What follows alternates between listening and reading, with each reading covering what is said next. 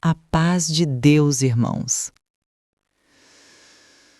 Eu nunca pensei que teria coragem de abrir minha boca para falar desta forma, mas hoje eu preciso contar o que vivi.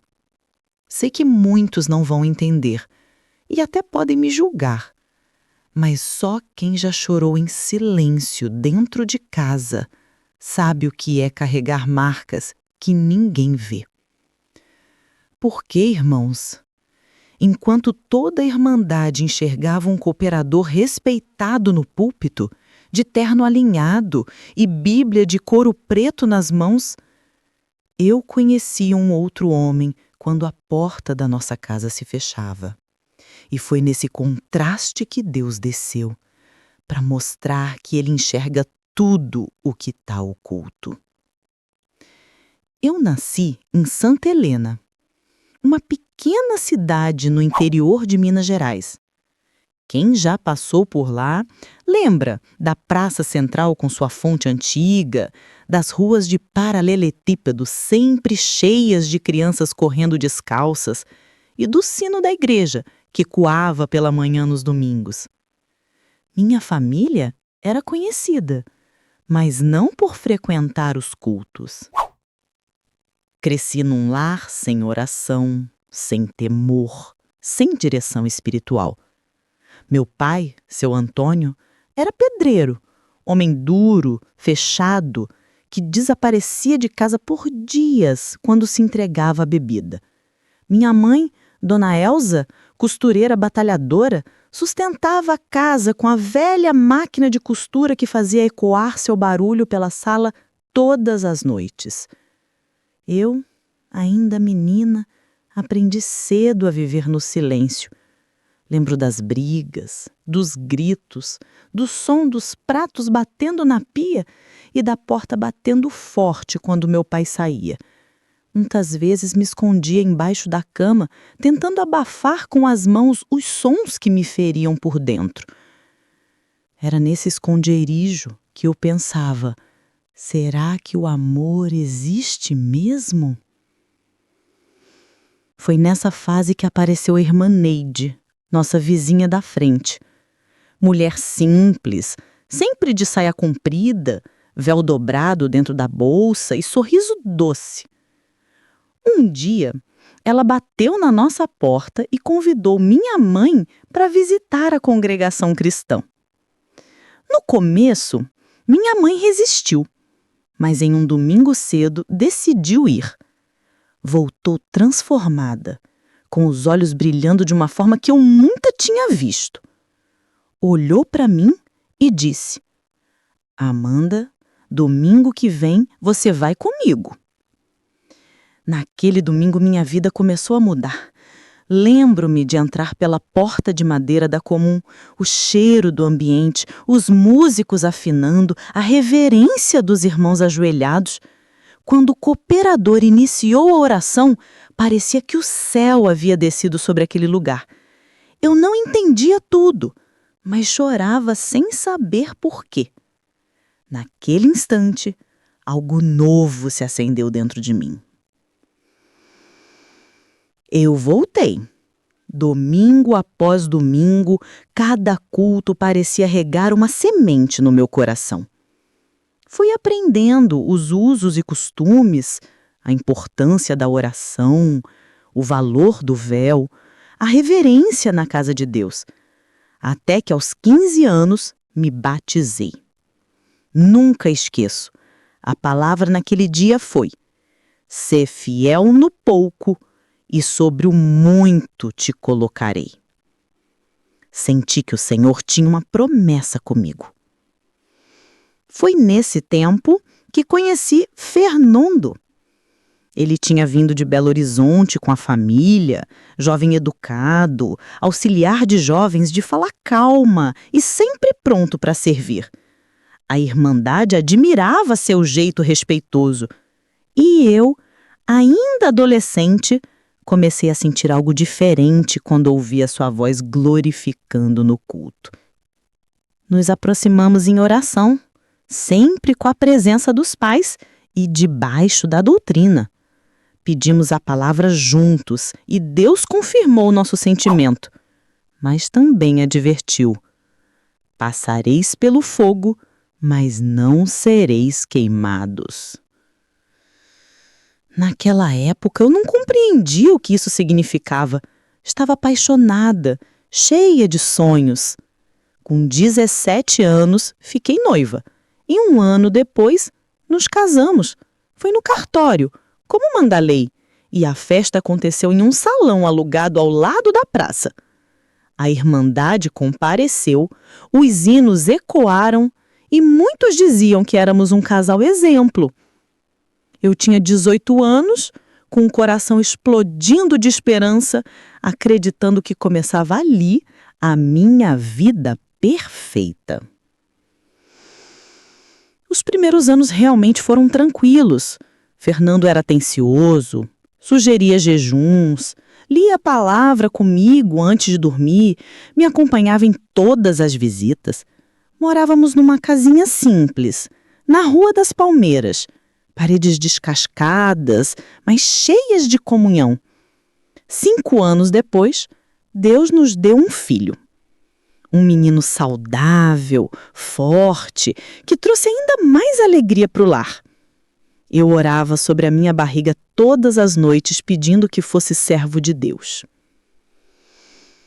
Mas foi logo depois desse tempo de alegria que tudo começou a mudar. O cooperador de jovens da nossa comum, o irmão José Afonso, foi recolhido de forma repentina, um choque para toda a Irmandade. Dias depois, o ministério chamou o Fernando e o separou como novo cooperador de jovens e menores. Todos viam isso como uma grande bênção. Eu também sorri, mas dentro de mim, um frio estranho percorreu a alma. Aquela palavra antiga ecoou: passareis pelo fogo. Nos primeiros meses, ele parecia o mesmo. Atendia os cultos, organizava visitas, falava com zelo. Mas, em casa, pequenas mudanças começaram a aparecer. Voltava cansado, irritado, sem paciência com o nosso filho. Eu justificava: é o peso do ministério. Dobrava os joelhos, orava em silêncio, pedia forças. Então, uma noite, aconteceu. Uma discussão banal, o volume da televisão alto, nosso filho dormindo. Eu pedi para abaixar. Ele me olhou com um semblante frio que eu nunca tinha visto. Sem pensar, me empurrou. Caí sobre a cadeira e bati a lateral das costelas. A dor foi imediata. Ele apenas murmurou: "Você é que me tira do sério." Virou as costas e entrou no quarto, sem nem olhar para trás. Fiquei ali sentada tentando respirar. Depois, com dificuldade, fui até o banheiro. Tranquei a porta, dobrei os joelhos no chão gelado, coloquei o véu na cabeça e orei baixinho: "Senhor, se essa é a prova da palavra, me dá a força para suportar. Mas se não for, me mostra o que está por vir." Naquele momento, eu não sabia explicar, mas senti que Deus me ouviu. Algo dentro de mim dizia que aquela oração não tinha ficado no vazio. E eu sei que muitos irmãos também já viveram momentos assim, quando só Deus vê as lágrimas escondidas. Se você já sentiu que o Senhor enxergou o teu choro em silêncio, escreve nos comentários: Deus vê. Depois daquela noite em que fui empurrada e me vi caída sobre a cadeira, algo dentro de mim mudou. Não foi apenas o corpo que doeu, foi a alma que começou a sentir o peso de uma prova que eu não sabia explicar. Até então, eu via meu marido como o servo respeitado da obra, o cooperador que atendia cultos e conduzia os jovens com segurança. Mas dentro de casa, comecei a enxergar sinais de que a promessa "passareis pelo fogo" estava se cumprindo em silêncio. Nos primeiros dias após o empurrão, Fernando parecia agir como se nada tivesse acontecido. Acordava cedo, vestia o terno alinhado, passava gravata, pegava a Bíblia de couro preto e saía para atender. Eu o observava com o coração apertado. Por fora, era o mesmo homem respeitado. Por dentro, eu já via rachaduras que a Irmandade não enxergava. Com o tempo, esses momentos começaram a se repetir. Não eram agressões todos os dias, mas a cada semana surgia algo novo. Uma resposta áspera, um silêncio gelado que pesava mais que qualquer palavra, um olhar que me fazia sentir como se eu fosse estranha dentro da minha própria casa. Eu tentava manter a paz, abaixava a voz, fazia tudo para não gerar atrito, mas parecia que qualquer detalhe era suficiente para acender nele uma chama de fúria. Lembro-me de uma tarde chuvosa em Santa Helena. Eu estava na cozinha preparando o jantar, nosso filho brincava no tapete com blocos de madeira e Fernando chegou mais cedo do trabalho. O cheiro de álcool, disfarçado com bala de menta, tomou o ambiente. Quando perguntei suavemente se estava bem, ele desviou o olhar e disse: "Não se preocupe com o que não é da sua conta." Meu coração se partiu, mas me calei. Corri para o banheiro, lavei o rosto e voltei como se nada tivesse ouvido. Aprendi a engolir palavras para evitar tempestades. Aos poucos, o lar que antes era lugar de comunhão foi se tornando campo de batalha invisível.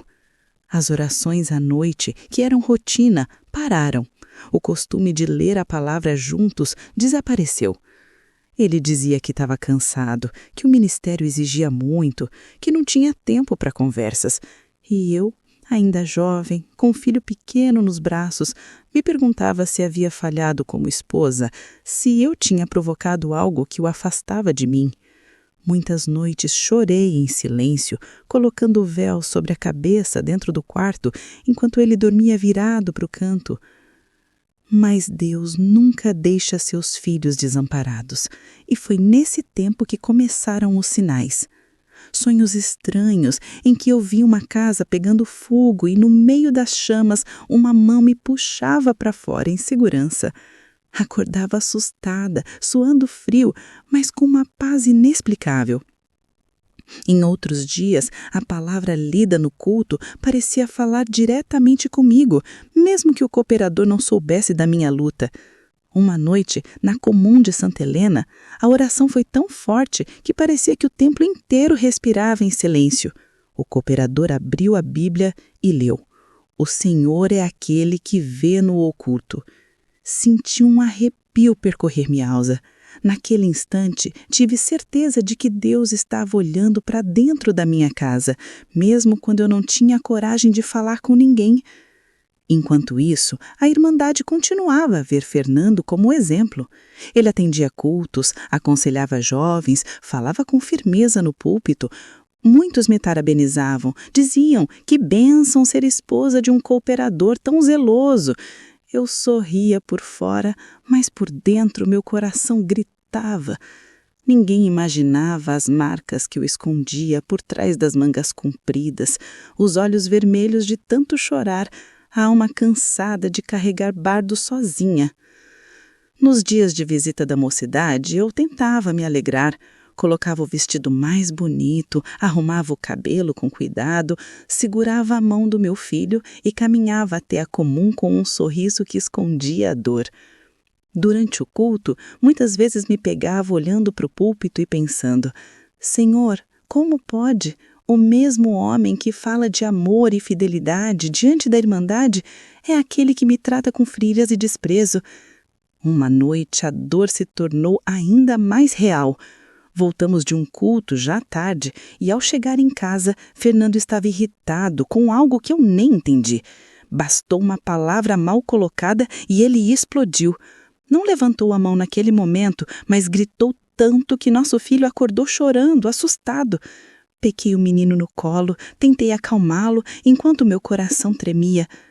Foi nesse instante que pensei: até quando, Senhor? Até quando eu vou viver assim?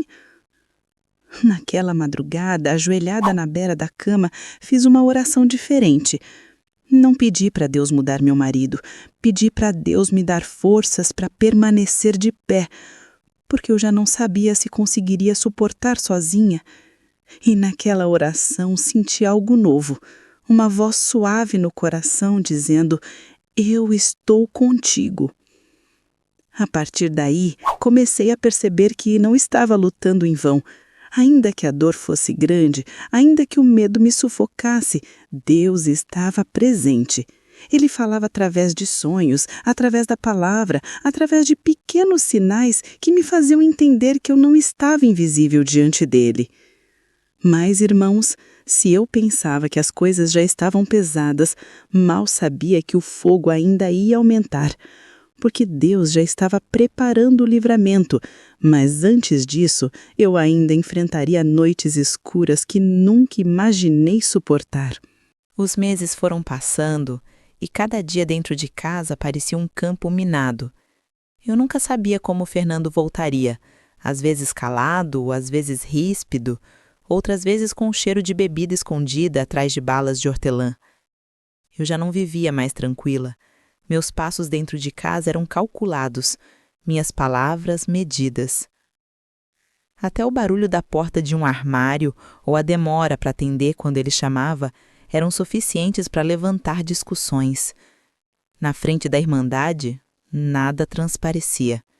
Ele subia ao púlpito com firmeza, lia a palavra com voz segura, aconselhava os jovens com autoridade. Muitos o viam como referência espiritual, mas eu sabia. Eu sentia na pele que aquele homem não era o mesmo dentro de casa. Nos cultos, eu sorria, saudava as irmãs, me esforçava para mostrar que estava tudo bem, mas por dentro eu estava em pedaços. Quantas vezes cantei hinos segurando as lágrimas, com o coração gritando em silêncio. Quantas vezes segurei nosso filho no colo durante as orações só para disfarçar o tremor nas mãos. A vida pública de esposa de cooperador contrastava com a vida privada, de mulher ferida. Uma noite, a situação piorou. Estávamos na cozinha quando uma palavra mal interpretada foi suficiente. Ele me empurrou contra a parede com tanta força que perdi o fôlego. Caí no chão, senti uma dor aguda nas costas e fiquei ali imóvel por alguns segundos. Nosso filho correu até mim, chorando, e isso pareceu irritá-lo ainda mais. Ele se trancou no quarto e eu fiquei no chão abraçada ao menino, tentando segurar o choro para não assustá-lo. Foi nessa noite que percebi que algo dentro de mim havia quebrado. Eu já não era a mesma moça cheia de esperança que havia se batizado aos 15 anos. Eu me sentia prisioneira dentro da minha própria casa, com medo, com vergonha, sem forças para reagir. Na manhã seguinte, me olhei no espelho. O rosto inchado, a marca roxa no braço, os olhos vermelhos de tanto chorar. Coloquei uma manga longa para esconder os hematomas, ajeitei o cabelo e saí como se nada tivesse acontecido. No caminho para o culto, senti vontade de gritar, mas o único som que saiu foi um suspiro pesado. Foi então que tomei uma decisão. Eu precisava buscar Deus em um lugar onde ninguém me conhecesse. Peguei um ônibus sozinha e fui para uma comum distante, em uma cidade vizinha chamada Nova Esperança. Queria orar sem medo de olhares, sem o peso de ser a esposa do cooperador respeitado. Entrei na comum de cabeça baixa, sentei no último banco, coloquei o véu e comecei a chorar em silêncio. O culto começou e eu mal conseguia levantar os olhos. Durante a leitura da palavra, o cooperador parou por alguns segundos, abaixou a cabeça e depois olhou firme para a Irmandade. Sua voz ecoou. Há uma alma aqui que anda chorando em silêncio dentro de casa. O Senhor manda dizer: eu vejo, eu ouço, e hoje declaro, vou justificar com mão forte. Naquele momento, eu não contive. As lágrimas desceram como nunca antes. Eu sabia que era comigo. Era como se o próprio Deus tivesse sentado ao meu lado no banco e segurado a minha mão. Senti um calor percorrer o meu corpo, uma paz que eu não experimentava havia anos. Na volta para casa, o mundo parecia o mesmo. As ruas cheias, o ônibus barulhento, o peso da rotina ainda me esperando. Mas dentro de mim, algo tinha mudado. Eu carregava uma promessa. Deus havia falado. E eu acreditei. E aqui, irmãos, quero fazer uma pausa, porque eu sei que muitos também já receberam uma palavra que parecia ter sido enviada só para você, no momento em que mais precisava. E essa palavra se tornou a força que sustentou a sua alma. Se isso já aconteceu contigo, compartilha nos comentários, porque o testemunho de um fortalece o outro. Naquela semana, mesmo em meio ao caos, eu andava diferente. Comecei a jejuar, mas não pelo meu casamento. Jejuava pela minha alma, pela minha vida, pedindo que Deus me libertasse do cativeiro.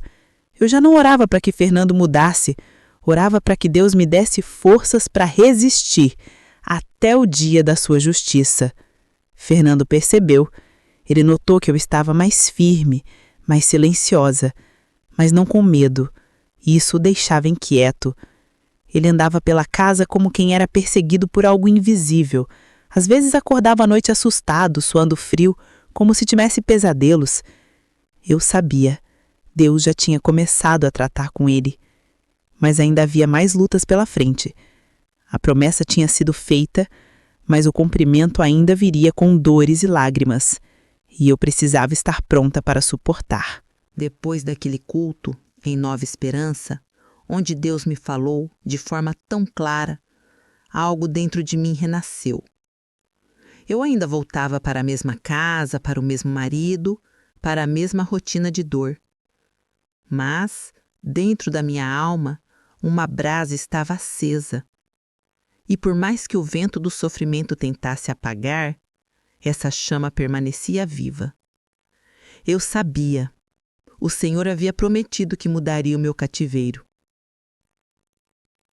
As agressões, no entanto, não cessaram. Pelo contrário. Parecia que o inimigo havia se levantado com mais força. Houve noites em que Fernando chegava alterado, com um olhar pesado, sombrio, como se estivesse lutando com algo que eu não via. Bastava uma palavra atravessada para que ele gritasse, para que me empurrasse contra a parede ou me lançasse palavras que doíam mais do que qualquer ferida no corpo. Eu já não era mais a jovem ingênua que acreditava que o amor cobriria tudo.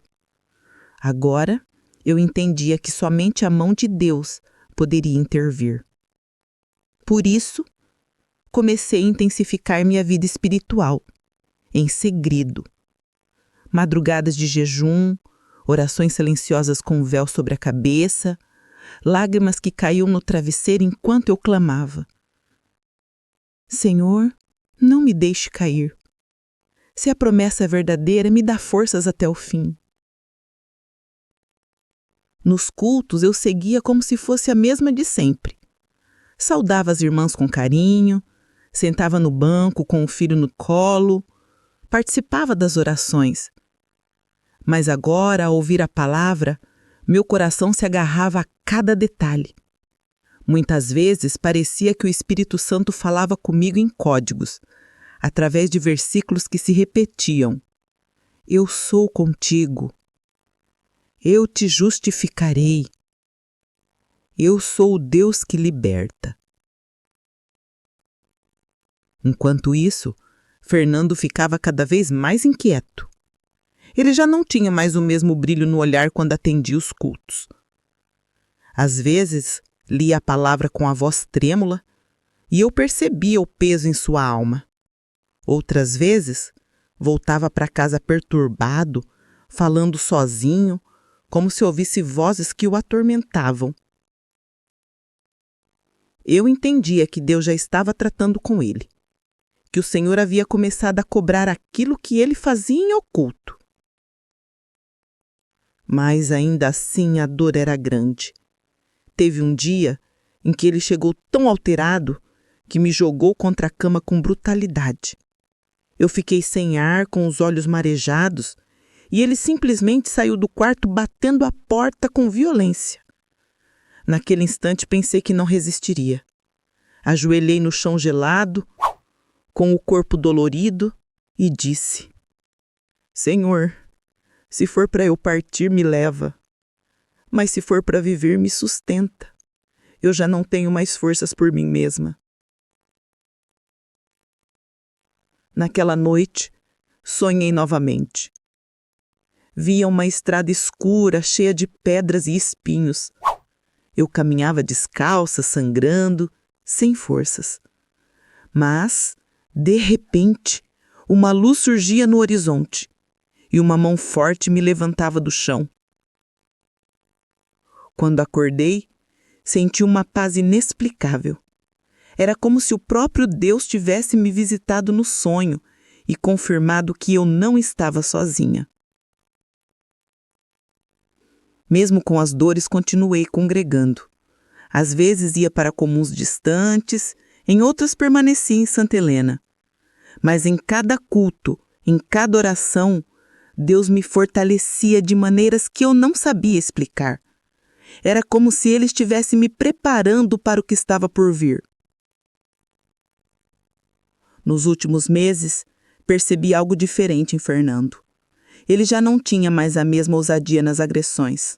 Sim, ainda me machucava, ainda me lançava palavras duras, mas parecia ser tomado por uma inquietação logo depois. Muitas vezes, após um acesso de raiva, ele passava a noite em clara, andando pela casa como quem era perseguido por fantasmas. Suava, tremia, e em alguns momentos eu chegava a ouvir ele crorando baixinho no quarto ao lado.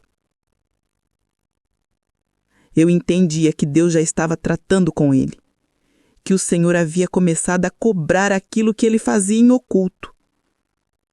Mas ainda assim a dor era grande. Por fora, a vida seguia com aparência de normalidade. A Irmandade ainda via Fernando como servo fiel. Ainda me cumprimentava como a esposa exemplar. Mas dentro de casa, a guerra espiritual era constante.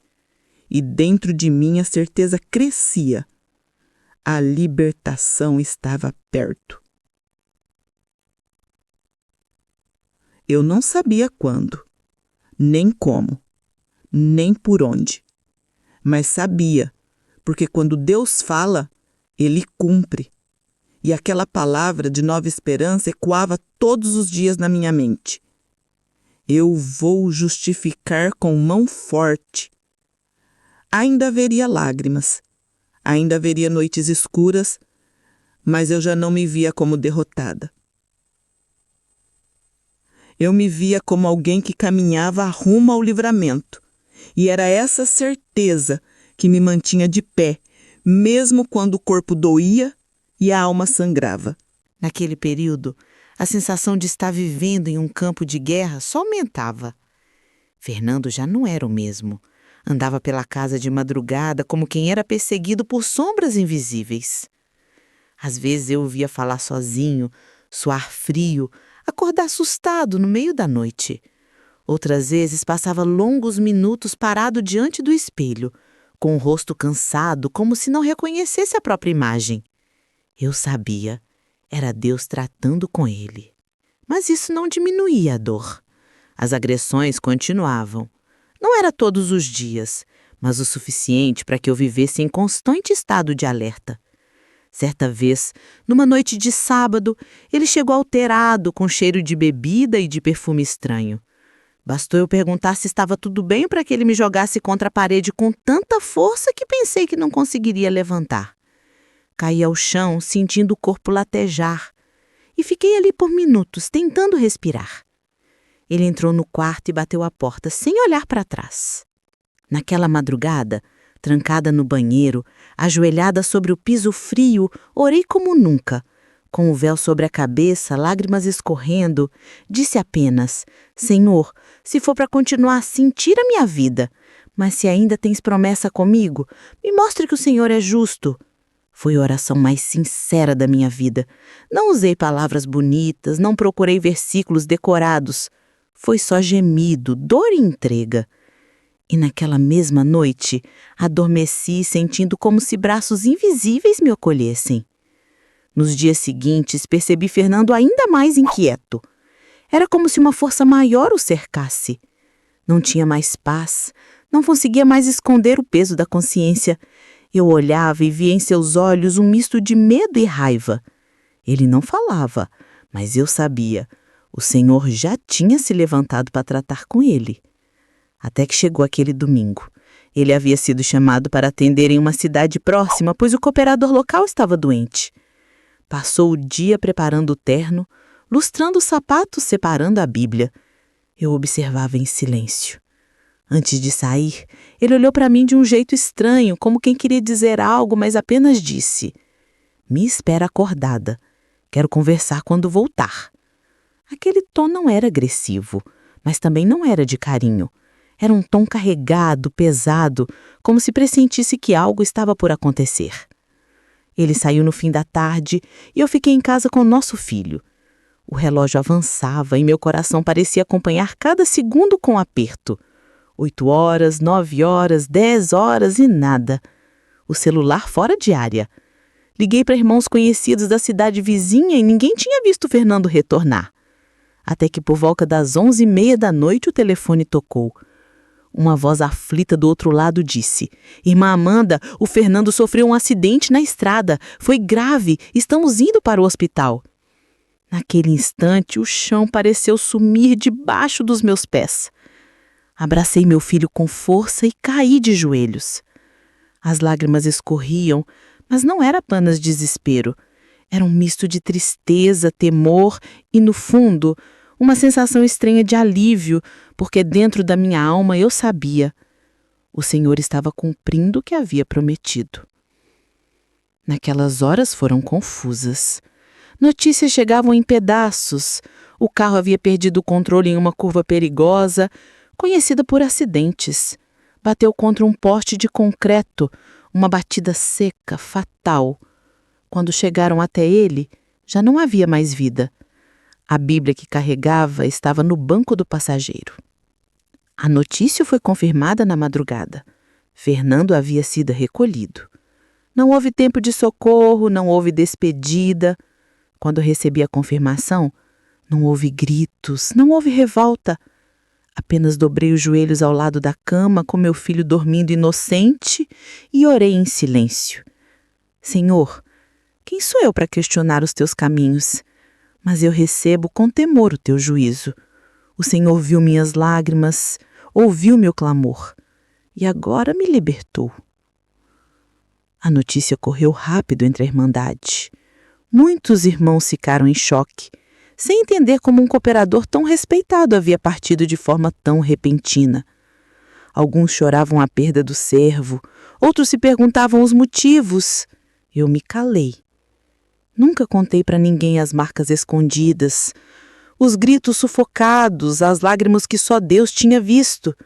Permaneci em silêncio porque entendia que a guerra havia sido espiritual e Deus mesmo tinha lutado por mim. Naquele dia, percebi o peso e a seriedade da promessa. Quando o Senhor diz: "Eu vou justificar", Ele não mente. Quando Ele decide descer e intervir, nada pode impedir. E eu era a prova viva disso. Na manhã seguinte, ao olhar pela janela e ver o sol nascendo sobre os telhados simples da cidade de Santa Helena, senti algo que não experimentava havia anos. Paz. Não era alegria, não era euforia, era paz. Paz no coração de quem tinha sido liberta pelo braço forte do Senhor. Os dias que seguiram a notícia foram envoltos em silêncio. A casa parecia mais vazia do que nunca. Por um tempo, caminhei pelos cômodos como quem ainda esperava ouvir o som dos passos de Fernando, o ranger da porta, o tom pesado de sua voz. Mas em cada canto só havia quietude. Era como se Deus tivesse limpado de uma vez a tempestade que se levantava dentro do meu lar. O velório foi marcado por comoção. A Irmandade compareceu em peso, muitos chorando a partida repentina de um cooperador tão jovem e aparentemente tão dedicado. Eu permanecia em silêncio. Cumprimentei cada irmão, recebi abraços, ouvi palavras de consolo. Ninguém sabia a guerra que havia por trás das paredes da minha casa. Ninguém imaginava as lágrimas escondidas sobre o véu. E eu não disse nada. Aquela luta não era para ser exposta. O Senhor havia me justificado, e só Ele conhecia a fundo o que eu tinha suportado. Os meses seguintes foram de adaptação. Eu ainda era jovem, mãe de uma criança que precisava de mim inteira. E foi nele que encontrei forças para continuar. A cada manhã, ao preparar seu café, ao arrumá-lo para a escola, eu me lembrava da oração que havia feito ainda grávida. Senhor, faze dele um servo teu. Essa promessa continuava viva. Não voltei a me casar. Não porque me revoltei contra o casamento, mas porque o trauma havia deixado cicatrizes profundas. Mesmo com irmãos sérios e fiéis se aproximando ao longo dos anos, nunca mais consegui entregar meu coração. Preferi seguir só, cuidando do meu filho, congregando com temor, servindo a Deus em silêncio. E apesar das dores do passado, posso dizer, encontrei paz. O tempo foi passando e com ele o Senhor curou minhas feridas. Algumas cicatrizes ficaram, é verdade, mas elas já não doem. São lembranças de onde Deus me tirou, provas vivas de que Ele esteve comigo mesmo nas madrugadas mais escuras. Hoje, quando me ajoelho no banco da congregação e ouço a mocidade cantar, sinto um nó na garganta, não de tristeza, mas de gratidão, porque sei que poderia não estar mais aqui, poderia ter desistido, poderia ter me perdido, mas o Senhor me sustentou. Anos depois, quando meu filho já era adolescente, ele mesmo começou a perguntar sobre o pai. Eu nunca escondi a verdade. Contei com cuidado, sem rancor, mas com sinceridade. Disse a ele que o pai havia sido um homem chamado por Deus, mas que, em determinado momento, se desviou da graça e se perdeu em suas próprias escolhas. E disse, acima de tudo, que Deus foi justo. Meu filho chorou, mas depois me abraçou e disse, mamãe, eu quero ser diferente. Quero ser um servo fiel. Naquele dia, percebi que a promessa feita na minha juventude começava a se cumprir. Hoje, depois de tantos anos, eu entendo por que Deus me mandou contar este testemunho. Não é para expor ninguém, nem para levantar juízo humano. É para dizer a cada irmã, a cada alma que sofre em silêncio dentro de casa, Deus vê, Deus ouve, e quando chega o tempo dele, ninguém pode impedir a libertação. Talvez você esteja agora vivendo algo parecido. Talvez sorria nos cultos e esconda hematomas embaixo da manga longa. Talvez cante hinos com os olhos marejados, com o coração em pedaços. Talvez pense que ninguém acredita em você, que sua dor é invisível. Mas eu digo, o céu está assistindo tudo. O Senhor não se cala diante do clamor dos pequeninos. Ele é justo, ele é fiel, e no tempo certo, ele desce com mão forte para justificar. Não foi fácil chegar até aqui. Houve dias em que eu não acreditava que suportaria. Houve noites em que pedi a morte como alívio. Mas hoje estou viva para testemunhar que a fidelidade de Deus não falha. Ele prometeu e ele cumpriu. Por isso, irmãos, termino este relato dizendo: confiem no Senhor, mesmo quando tudo parecer perdido. Continuem orando, mesmo que o silêncio for a única resposta. Permaneçam fiéis, mesmo que o mundo desabar ao redor, porque o Deus que me justificou é o mesmo que pode justificar você. Glória seja dada ao nome santo do Senhor. E se esse testemunho falou com você, eu peço, deixe nos comentários a frase "Deus é fiel", porque eu sei que muitos vão ler e também serão fortalecidos pelo teu ato de fé. Curta este vídeo e compartilhe com alguém que precise ouvir esta mensagem, porque às vezes uma palavra simples pode ser resposta para uma alma aflita. Deus seja louvado!